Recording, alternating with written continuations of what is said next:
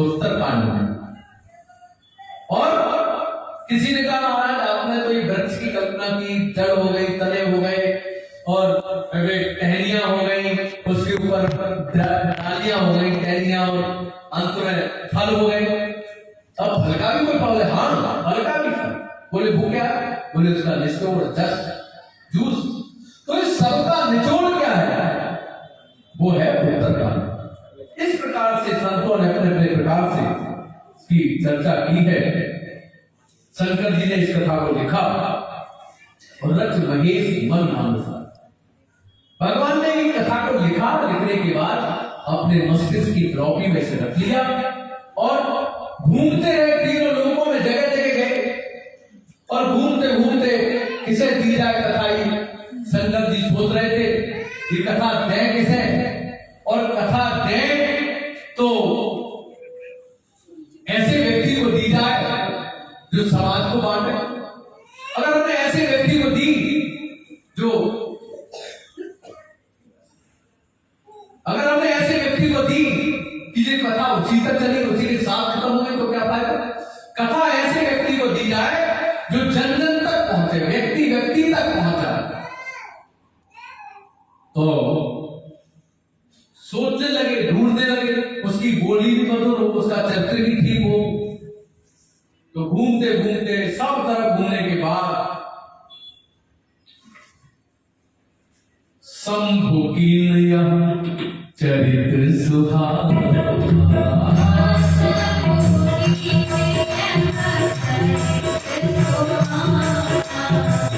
राम भगत बहुरी कृपाकर नहीं सुना।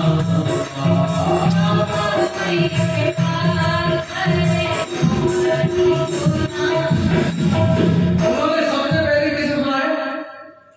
उमा जी को सुनाया, पार्वती जी को सुनाया, उन्होंने कहा सती जी को सुनाया, और सती के बाद पार्वती जी को सुनाया। तो उन्होंने ये भी कहा ठीक से सुनना, ध्यान लगा के सुनना, कान लगा के सुनना, समझते हुए सुनना, आत्मसात करते हुए सुनना। उन्होंने कहा वो तो ठीक है। तो ये कथा, इस कथा को अमर कथा भी बोलते हैं, इसे भी अमर कथा बोलते हैं। उन्होंने पार्वती जी को सुनाया, उन्होंने कहा तुम्हारा उद्धार तो होगा, लेकिन हम जानते हैं जब भी कोई पृथ्वी पर भक्त परेशान होता है तो उसकी पैरवी खुली करती है। तो उसकी पैरवी के साथ साथ उसे कथा भी तो कम से कम मिल जाए, उसे दिक्कत ही ना हो। तो इसलिए पार्वती जी को पहले सुना रहे थे, और सुनाते सुनाते वो सो गई थी। आगे की कथा भागवत में आपने सुनी होगी।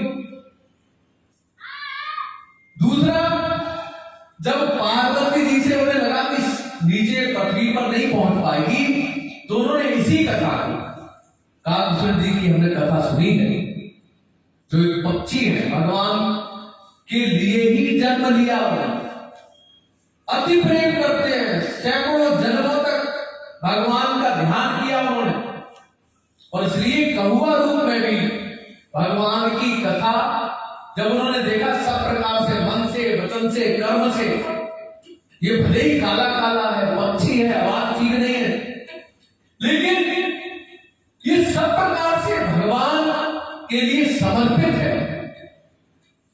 इसलिए उन्होंने क्या किया? गोस्वामी जी लिखते हैं, सोई से भूताग भुसुता ही दीना,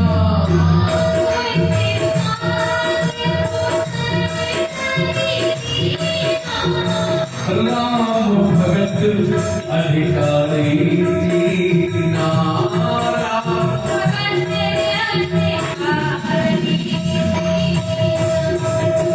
सोई से, यही कथा किसे दी?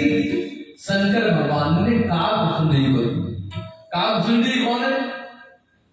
उनके पिछले 100 जन्मों की कथाएं आती हैं।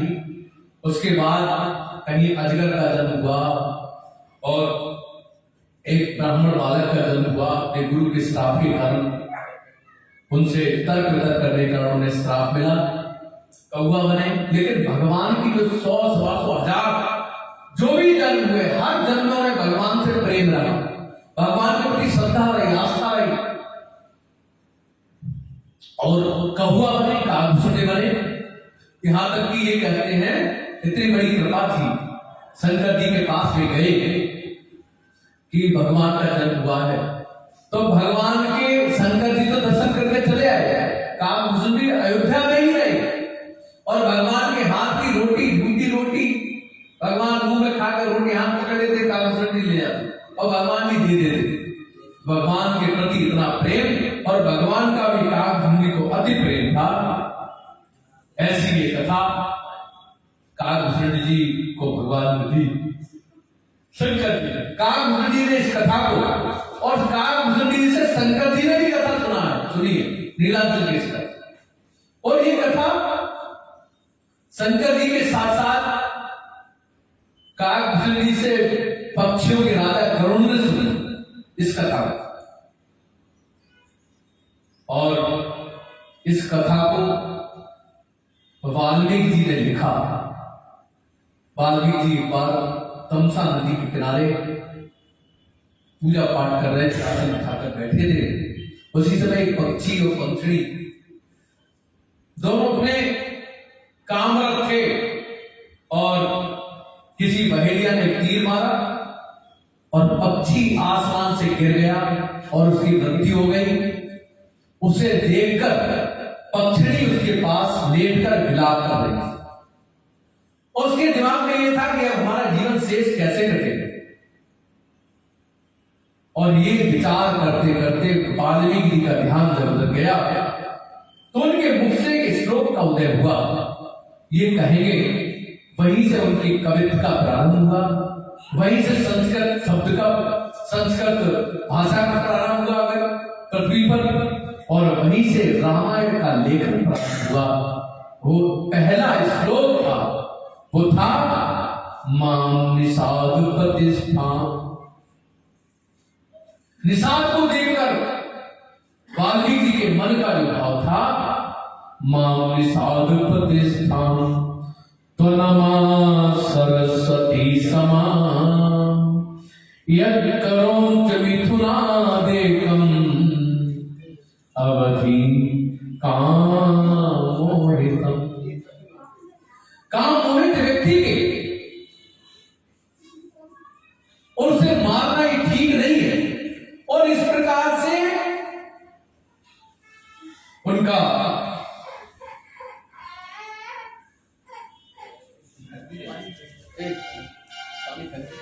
ठंडा हो गया। तो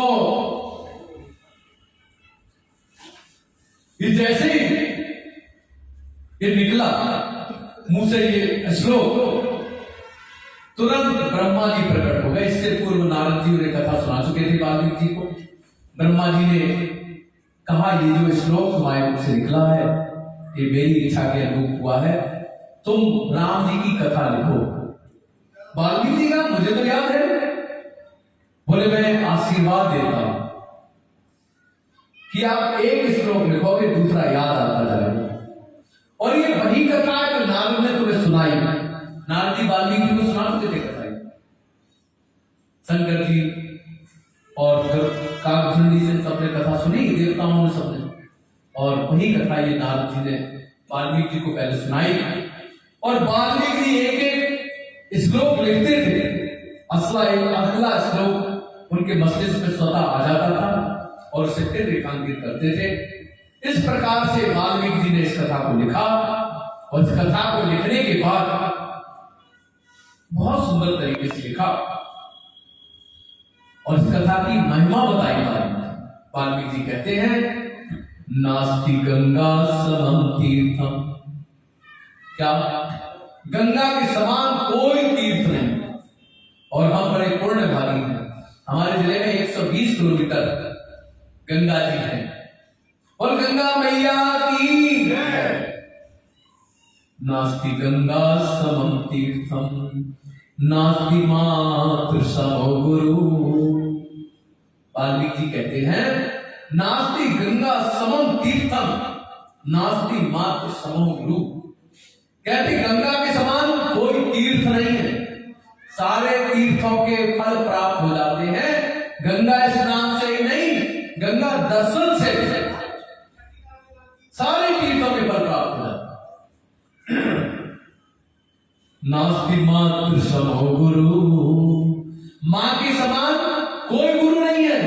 क्यों? कोई चलना सिखाती है, बैठना सिखाती है, खाना सिखाती है, पिता का परिचय भी मां कराती है, भगवान से परिचय भी मां कराती है। सब कुछ प्रथम पाठशाला है घर, और प्रथम गुरु कौन है? मां। इसलिए मां से बड़ा कोई गुरु नहीं है।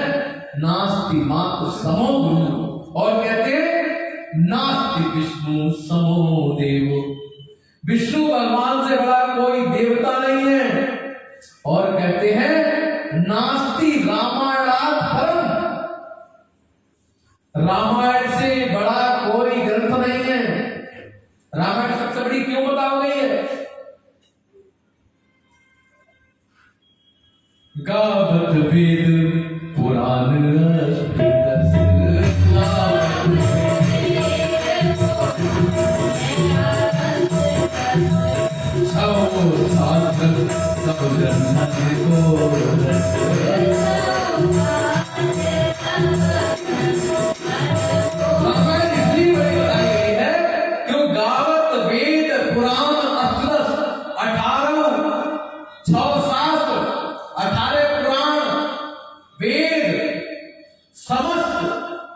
ग्रंथों का क्या है? निचोड़ है रामचरितमानस। ये खुद वाल्मीकि ने लिखी है, जो भगवान के अवतार हैं, अवतार हैं। वे कहते हैं सब शास्त्रों का निचोड़ है रामचरितमानस, रामायण। इसलिए नास्ति रामायणात् परम, रामायण से बड़ा कोई ग्रंथ नहीं है। और गोस्वामी जी ने क्या कहा है? रामायण सतकोटि अपार,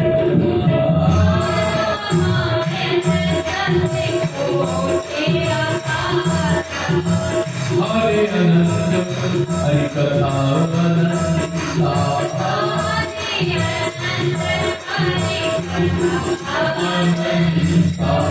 कहानी सुनाई बहु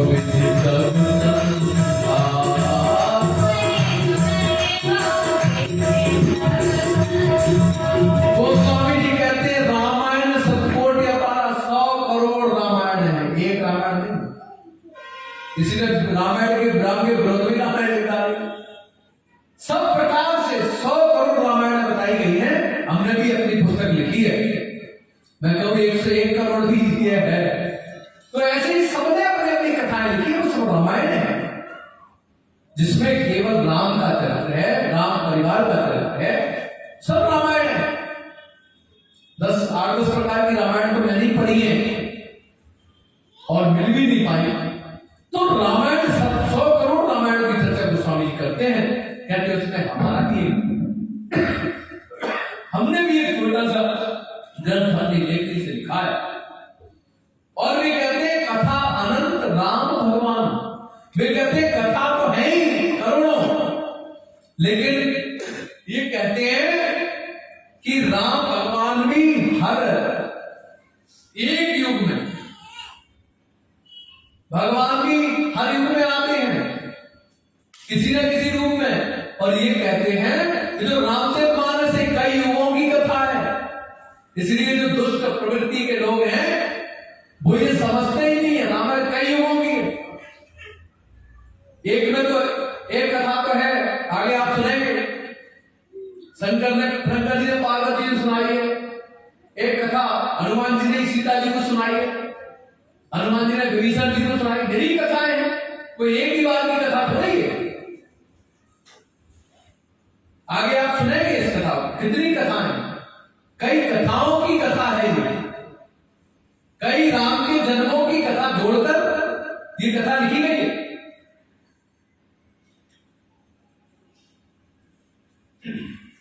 कहते हैं गोस्वामी जी, शंकर जी ने इस कथा को सुनाया था, हजारों करोड़ों लोगों ने सुनाया था, लेकिन शंकर जी ने सबसे पहले इस कथा को अपने मन मस्तिष्क में रखा और इस कथा को किसे सुनाया? कैलाश के शिखर पर पार्वती जी को इस कथा सुनाई। शंकर जी इस कथा को सबसे पहले कैलाश के शिखर पर पार्वती जी को इस कथा को सुनाया। उसके बाद उन्होंने काकभूषुंड जी को इस कथा को दिया, और काकभूषुंड जी ने इस कथा को किसे सुनाई? पक्षियों के राजा गरुड़, जो नाग पास में भगवान राम और लक्ष्मण को नाग पास में जब बंध गए थे, तो हनुमान जी गरुड़ जी को बुलाकर लाए। गरुड़ जी ने जब देखा तो गरुड़ जी तो पहचान नहीं पाए, बोले भगवान विष्णु हो ही नहीं सकते। उन्होंने कहा विष्णु भगवान के विष्णु भगवान के अवतार है। हनुमान जी ने कहा अरे बोले नहीं, मुझे नहीं लगता है। अरे जिनके नाम से जन्म जन्म के बंधन कट जाते हैं, मतलब वो नाग पास में बंधे हुए, ये मेरी समझ में नहीं आता। फिर संशय हो गया, हालांकि वो नाग पास काट तो दिया, लेकिन उसके बाद गरुड़ जी को संशय हो गया, और संशय होने के बाद फिर गरुड़ जी परेशान। तब नारद जी ने कहा एक काम करो गरुड़, तुम्हें संशय हो गया? बोले हाँ। तो बोले संशय दूर करने का एक ही काम है, एक ही बूटी है। बोले क्या है? बोले राम की कथा। बोले तो कहां मिलेगी? बोले लेकिन मिलेगी काकभूषुंड जी से। काकभूषुंड जी बोले हाँ। बोले ये मत देखना, काले काले हैं, सबसे निकृष्ट पक्षी है, अच्छा पक्षी नहीं है, सुंदर नहीं है। तो वो ये दर्शाना चाहते हैं नारद जी, कथावाचक कैसा है, ये भी तो उसका चरित्र कैसा है, व्यक्ति कैसा है, क्या खाता है, क्या पहनता है, क्या करता है, ये नहीं, उसके द्वारा कही गई कथा को आत्मसात करो, उसकी कथा को देखो। कथा क्या सही है? क्या वो कथा राम की अपनी कथा को नहीं सुना? तो उन्होंने देखा इस सब दृष्टि से अगर कोई है तो काकभूषुंड है।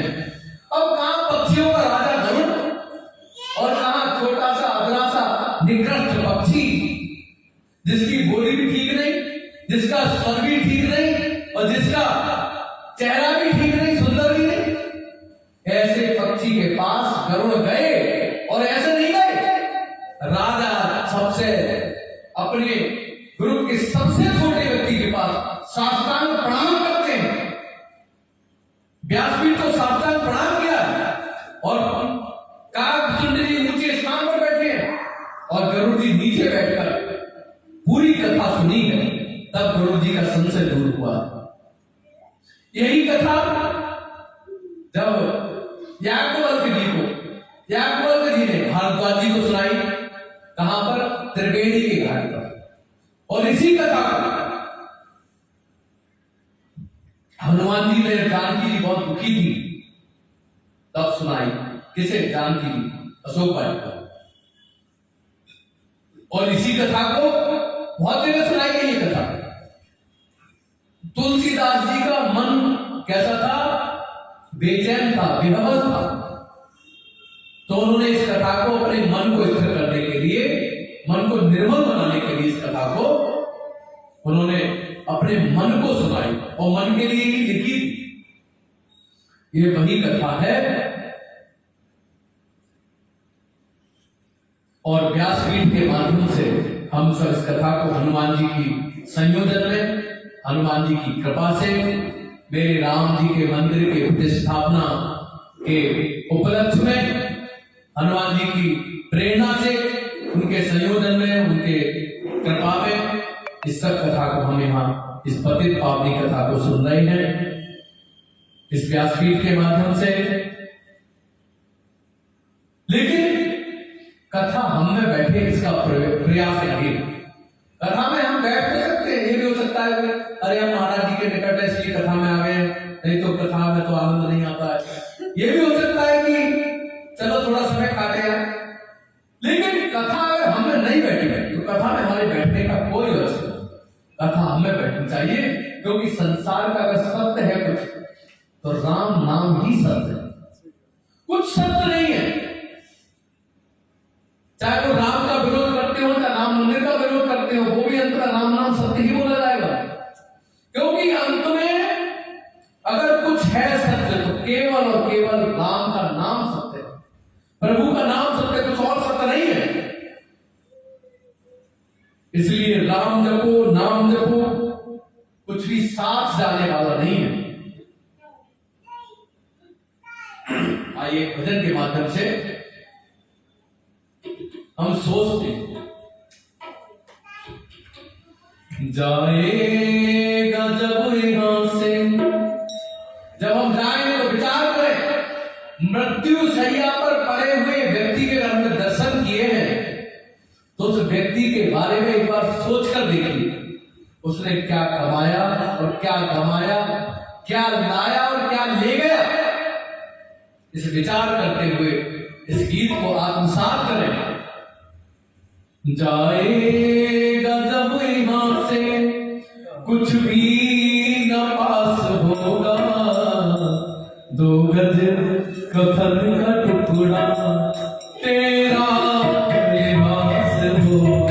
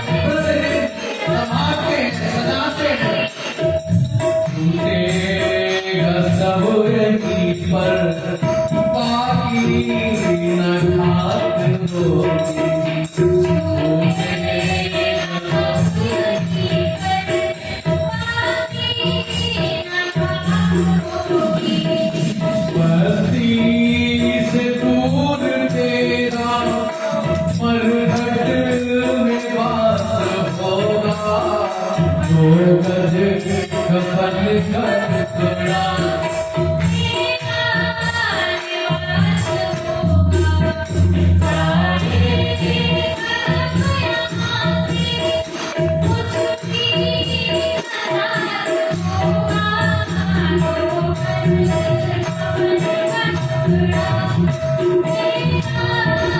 और क्या होता है जब अंतिम क्रिया हो जाती है, तो देखिए क्या होता है। अंतिम क्रिया भी तेरी कुछ इस तरह से होगी। अंतिम क्रिया भी तेरी कुछ इस तरह से होगी। मरने के बाद सिर पर बस एक चोट होगी। मरने के बाद सिर पर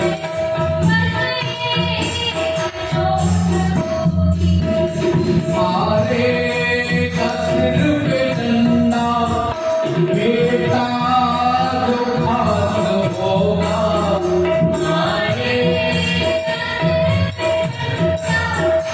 बेटा जो खास होगा, 2 गज कफन का टुकड़ा तेरा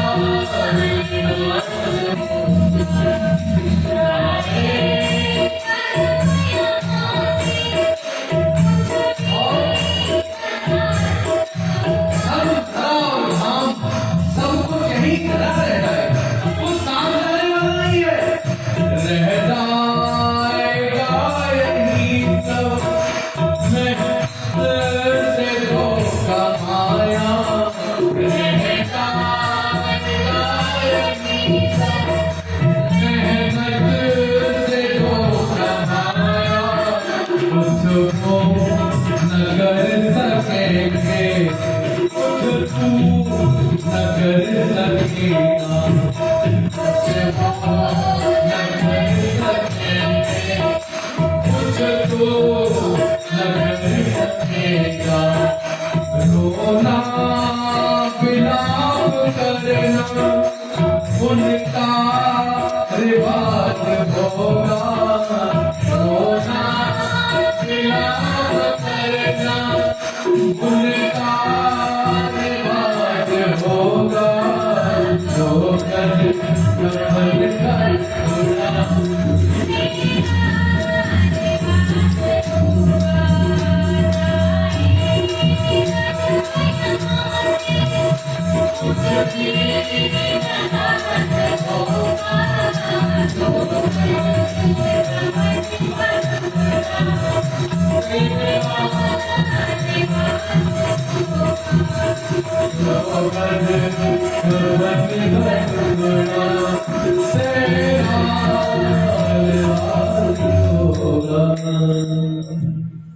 इसलिए अस्थियां बिगड़ने से पहले, ये अस्थियां जब जल जाएंगी तो फिर बिखेरी जाती काय में, गंगा जी में। कोई नाव से जगह जगह फेंकता है, कोई कहीं कोई कहीं।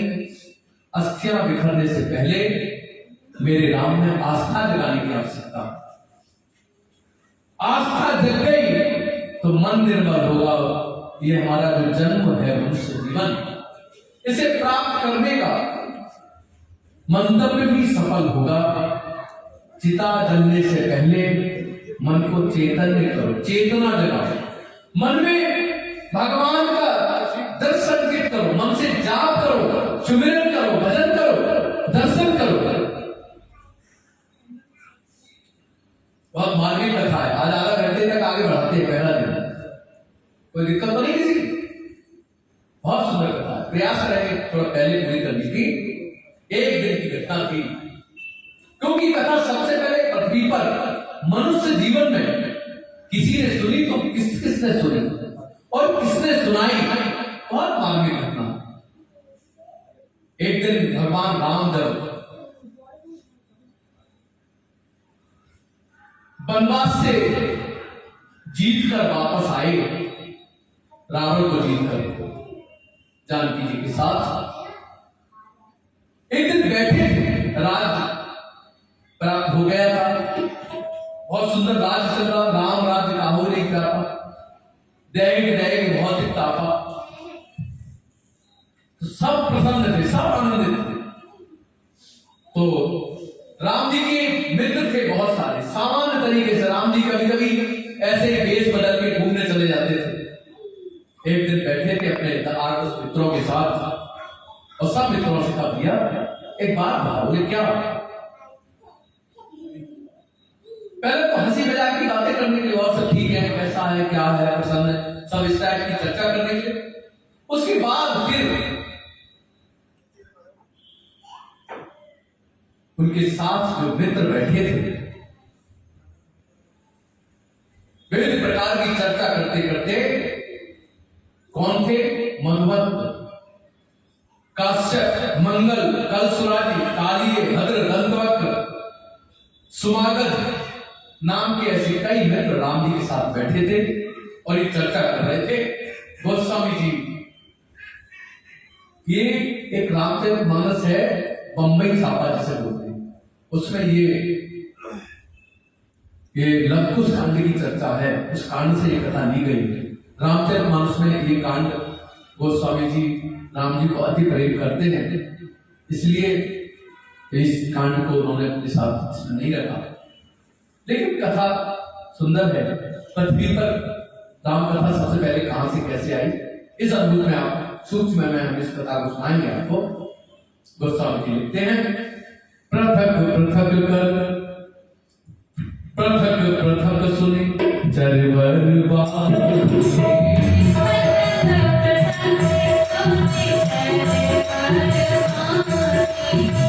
बोलन एक सुनहु हवा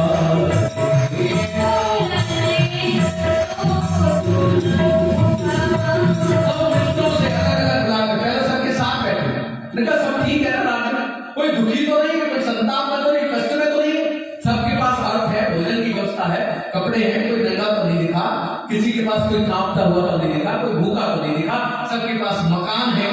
ये सब चिंता राम जी खुद करते अपने मित्रों से पूछ पाछ कर। और एक दिन बैठे थे, सारे लोग बैठे थे, चर्चा कर रहे थे और सबने कहा, नहीं महाराज सब बहुत अच्छा, सब। उन्होंने सोचा ऐसा नहीं बता के एक एक करके बुलाया अपने कक्ष में और एक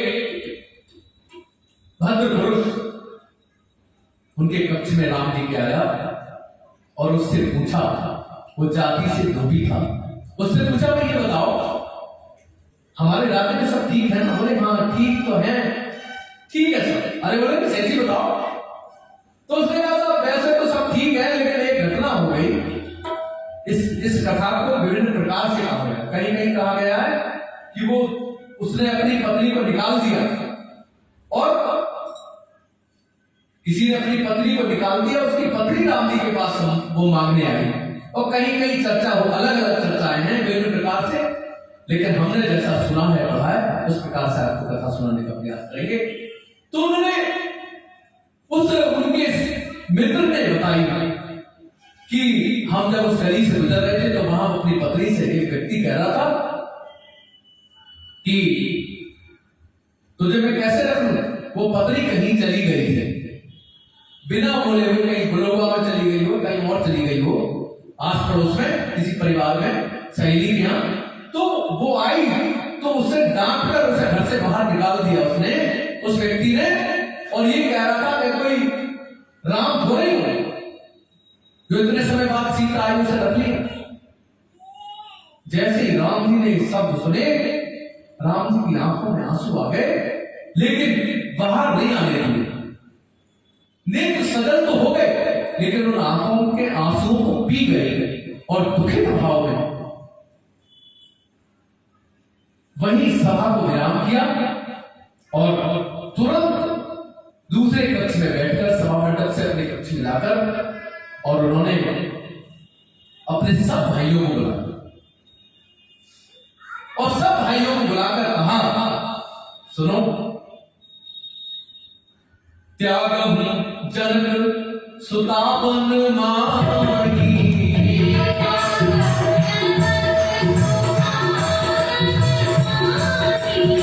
राजकम सुतिपत हर शर्म न जाऊंगी।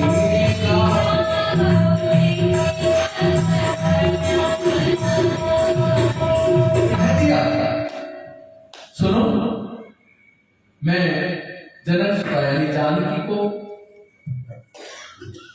घर से निकाल देने की इच्छा है, इच्छा नहीं है, मेरा निर्णय है। और एक काम करो भरत, तुम वन में छुड़ाओ। सब चौके तीनों भाई, ऐसे कैसे, ऐसा क्या हुआ? लेकिन राम राजा भी है, बड़े भाई भी हैं, पिता तुल्य भी है, सबसे बड़े हैं, तो उनका निर्णय है, उसमें कौन इफेक्ट बट क्या कहेगा? तो किसी ने कुछ कहा भी नहीं। लेकिन राम जी बोले सुनो, इतना कहकर वहां से उठ गए। उठने के बाद रात्रि में जानकी जी को बुलाया और कक्ष में बैठकर खूब वार्ता की, और सब ठीक है, बहुत प्रकार की बात। उसके बाद जानकी से कहा, जानकी ऐसे ऐसे कुछ ऐसी बात है जिसके कारण अब मेरी इच्छा ये है कि तुम वैकुंठ धाम चली जाओ। जानकी ने कहा, वैकुंठ धाम? बोले हाँ। बोले हमने राम जी इस पृथ्वी पर 11,000 वो 11,11,11,11,11,11 ऐसे कर घड़ी पल तक पृथ्वी पर रहे। तो वो लगभग समय पूरा होने वाला था।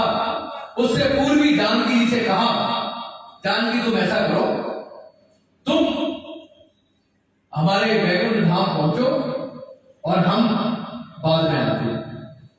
जानकी जी ने हाथ जोड़े और गोस्वामी ने शब्दों को लिख दिया।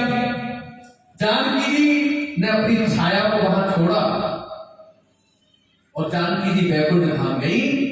निज छाया धर यहाँ विनीता,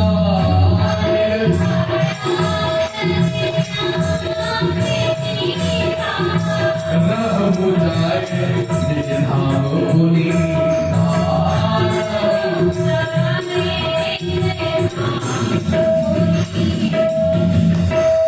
कह दिया तुम जाओ निज धाम यानी वैकुंठ धाम में तुम रहना और अपनी छाया यहां छोड़ दो और हम भी बाद में आते हैं। राम जी ने ऐसा कहकर जानकी जी को भेज दिया, क्योंकि राम जी ने पूरा जो चरित्र है भगवान का, ये लीला ही तो है। उन्होंने अपने चरित्र के माध्यम से हम सबको एक सीख दी, एक शिक्षा दी, जीवन जीने की कला दी। प्रभु पद बंद कहीं नव नव के मार्ग से जानकी जी ने भगवान राम जी को प्रणाम किया और चली गई। लेकिन इस चीज को, इस बात को कोई जान ही नहीं पाया। गोस्वामी जी कहते हैं, जीव चराचर लखी न पाया न कोई। इस घटना को न किसी जीव ने देखा, न किसी जंतु ने देखा, न किसी मनुष्य ने देखा। उनके जो 3 और अंश थे, लक्ष्मण भरत शत्रुघ्न ने भी नहीं जान पाया। यहां तक कि जानकी जी और राम जी के अलावा किसी को ये बात पता ही नहीं थी। और उसके बाद प्रार्थना हुई। जानकी जी गर्व से थी। जानकी जी ने भगवान से यह भी कहा, प्रभु हम ऋषियों के आश्रम जाना चाहती हैं। हम चाहती हैं आपके जो आने वाली संतति है उस पर ऋषियों की छाप, पानी वानी दे जाना, उसमें ऋषियों की छाप और संतों का आशीर्वाद मिलेगा, उनकी कथाएं मिलेंगी, उनसे सत्संग मिलेगा, तो आने वाली संतति हम सबको गौरवान्वित करेगी, रघुकुल को ऊंचा उठाएगी और शिक्षित और समर्पित और संस्कारित होगी। इसलिए कथा सुनने की दृष्टि से, दर्शन की दृष्टि से, सत्संग की दृष्टि से और प्राकृतिक वातावरण में रहने की दृष्टि से भगवान से कहा, हम कुछ समय के लिए ऋषियों के आश्रम में रहना चाहती हैं। और यही बात प्राप्त कर राम जी ने तीनों भाइयों को बुलाया। तीनों भाई बैठे हैं, राम जी बैठे हैं और सबने भगवान को आकर प्रणाम किया। भगवान बोले, तुमसे मैंने कहा जानकी को वन में छोड़ के आना है। भरत क्या हुआ? अरे बोले भैया कैसी बात करते हो, ये मैं कैसे कह सकता हूं, कैसे कर सकता हूं? देखो भरत, शत्रुघ्न, लक्ष्मण, ये जो सीता है ना, ये निष्पाप है। इसे सूर्य ने देखा है निष्पाप है, इसे चंद्र ने देखा है, इसे वायु ने देखा है, इसे अग्नि ने देखा है। ये मेरी जानकी निष्पाप है और तुम क्या समझ, इसका दुख मुझे भी है, लेकिन लोक मर्यादा के लिए, अपने परिवार की प्रतिष्ठा के लिए, मान सम्मान के लिए, अपने परिवार के यश के लिए, सुनो मैं बहुत दुखित हूं, व्यथित हूं। और इसी विषय को वाल्मीकि जी लिखते हैं, आप हम जीवितम जाया युष्मान सरसभा अपवाद भयाद भीतः किम पुनर्जन्मात्मजा। सुनो भरत, लक्ष्मण, शत्रुघ्न, मेरे प्रिय भाइयों, मैं इस लोक निंदा के भय से अपने प्राण को भी छोड़ सकता हूं।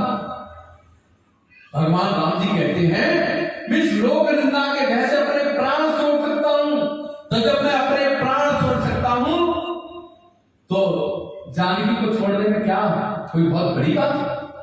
मैं तुम सबको भी छोड़ सकता हूं, मैं संसार को ही छोड़ सकता हूं।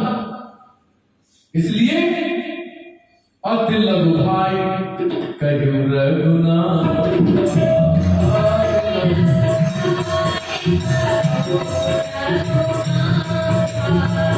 मैं पर जाऊं जानकी साथ।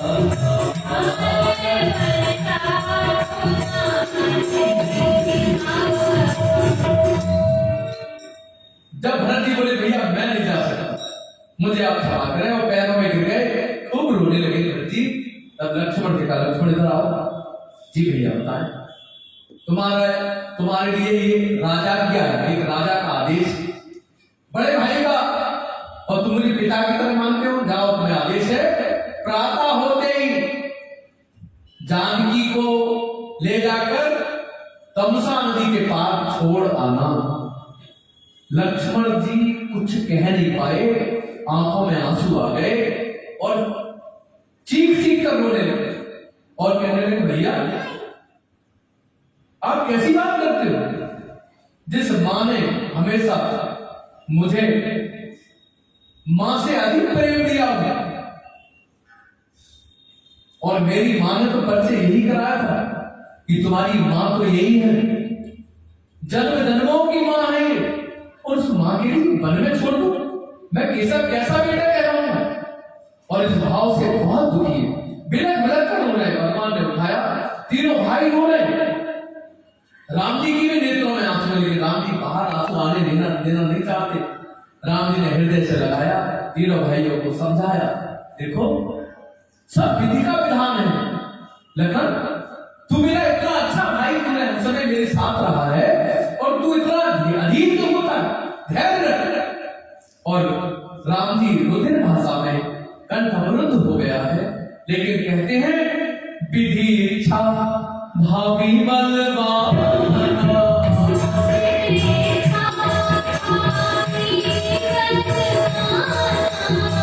तुम कबू साथ सर्व कल्याण।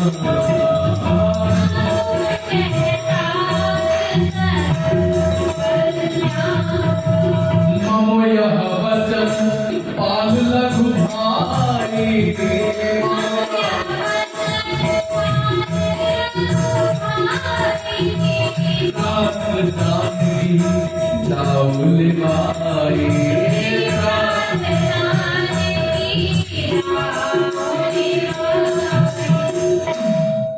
भाइयों तुम क्या समझते हो, मुझे दुख नहीं है। भगवान की आंखों में आंसू बाहर आ गए थे, बोले मुझे भी दुख है, जिस जानकी ने अपना घर छोड़ा, परिवार छोड़ा, सुख संपदा सब कुछ छोड़कर तुम मुझे समर्पित होने आई, जो बिल्कुल किसी प्रकार से, सब प्रकार से निष्पाप है, उस जानकी को छोड़ने का मुझे भी दुख है, लेकिन मेरी इच्छा भारी भरी, बलवाना, विधि का विधान जो है ना, उससे बड़ा कुछ नहीं है लखन। इसलिए मैं तुमसे कह रहा हूं, ये मेरा वचन का पालन करो और प्रातः उठकर जानकी को ले जाकर तमसा नदी के पार छोड़ आओ। लखन जी पूरी रात चले तो गए, उठ के हाँ कहकर पूरी रात सोए नहीं, रोते रहे, रखते रहे।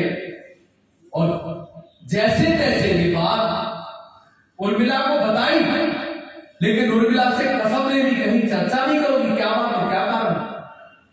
और प्रातः उठे, आंख सूजी है, नेत्र सजन है, आंखों में कीचड़ है, बार बार अश्रु जैसे मोती बाहर निकल आते हैं। और जानकी जी के पास पहुंचे, मुंह छिपा लिया है, चरणों में प्रणाम किया। जानकी से राम जी रात ही कह चुके थे कि प्रातः को तैयार रहना, लखन से मैंने कह दिया है। और जानकी जी अपना सब सामान इकट्ठा किए, पोटली बना ली है। सुबह हम ऋषियों के दर्शन करने जाएंगे और बहुत पसंद है, जानकी आनंदित है, प्रफुल्लित है, प्रसन्न है। पूरी रात लखन जी सोए नहीं, आंखों में कीचड़ है, आंखों से आंसू आना चाहते हैं, लेकिन जानकी जी ना देख ले, चेहरा नहीं दिखाया जानकी जी को। और जानकी जी बहुत खुश है, लखन भैया ये देखना, ये धोती रख ले, ये रख ले। बहुत उन्होंने बन के लिए अलग से वस्त्र बनवाए आश्रमों में रहने की दृष्टि से, और सब आभूषण जो एक विवाहित नारी के होते हैं वो सब व्यवस्थित तरीके से पहने लिए और साथ में रखे। लखन जी के साथ जो सेवक थे उनके द्वारा और रथ में रखे। और बोली लखन भैया एक मिनट रुको, माताओं से कहा कि आने वाली संतति के कारण और भगवान की इच्छा से हम वन में जा रही हैं। माताओं ने प्रसन्न होकर आशीर्वाद दिया। और जब राम जी के पास गई, राम जी के कक्ष में गई, राम जी को प्रणाम किया, पैर छुए और बोली मैं जा रही हूं। तो राम जी की आंखों में आंसू भयंकर भरे तो थे, लेकिन अंदर ही पी लिए, जाओ जानकी, तुम अब शायद मिलोगी नहीं, सदा सदा के लिए जा रही हो। और ये बिछो छोड़कर जैसे जानकी गई, अपने कक्ष में जाकर पलंग पर लेट कर खूब रोई है। बिछो सहन नहीं होता है, मुंह धोकर कब राजभवन में आए हैं, लेकिन उदासी चेहरे पर। सब पूछते हैं नहीं कोई बात नहीं, कुछ नहीं, कोई बात नहीं, स्वास्थ्य ठीक है, वैद्य को बुलाया जाए, लेकिन राम जी कुछ चर्चा नहीं करते। उधर जानकी जी अति आनंदित चली जानकी,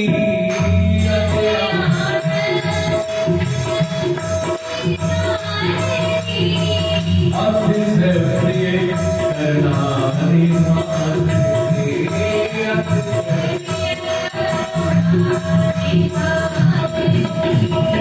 जैसे तैसे पार किया।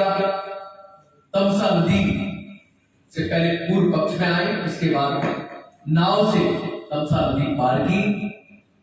और ये कहते हैं रथ नाव पर ही चढ़ा के पार ले गए और दूर ले जाकर लखन जी जब चल रहे थे, रास्ते में उन्होंने कई बार कहा कि लखन भैया देखो कितना सुंदर वृक्ष है, देखो कितना सुंदर डालियां हैं, फूल कितने अच्छे अच्छे हैं, देखो कैसा सुंदर दृश्य है, कुछ देखो। लखन भैया देखो कितना अच्छा ये हिरण दौड़ रहा है, और सब प्रकार से कहा। और जानकी जी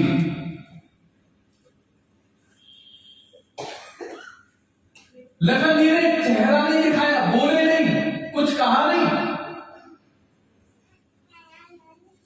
लखन जी हाँ कर देते, अपना मुंह छिपा लेते, लेकिन लखन की आंखों में आंसू धर धर गिर रहे, बार बार अंग वस्त्र से आंखों को दबा लेते, पहुंच लेते।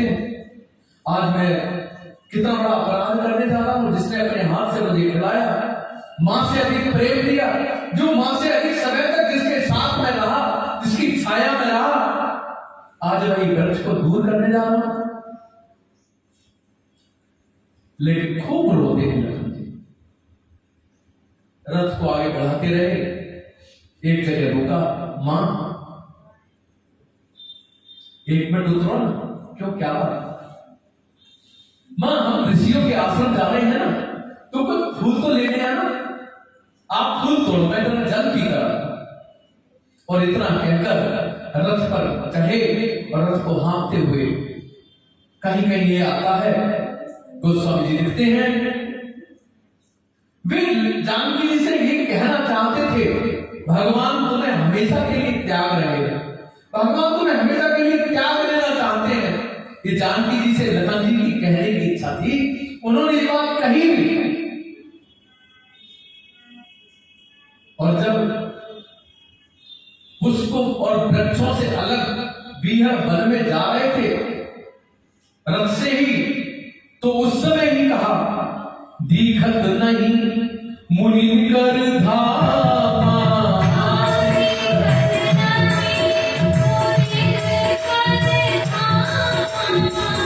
चाँद कहाँ प्रिय अनग सका,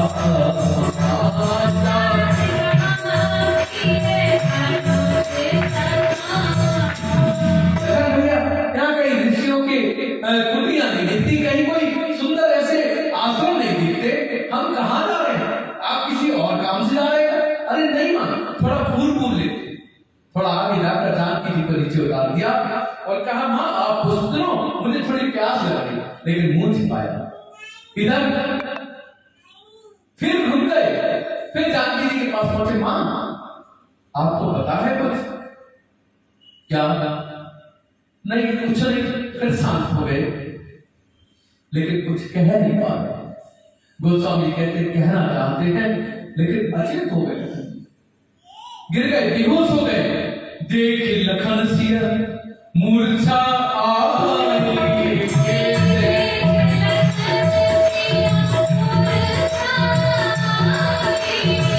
गगन में गिरा तो भई सुनाई,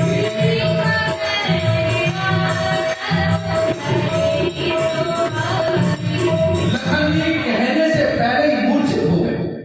जानकी जी ने जैसे जैसे उन्हें संभाला, उसके बाद लखन जी उठे हैं। लखन जी बोले, मां भैया ने आपको त्याग कह पाए, इतना सुना। जानकी जी वहीं गिर गई, जानकी जी बेहोश हो गई। और इधर आकाशवाणी हुई, सिया सौमित्र जाहु सिया त्याग,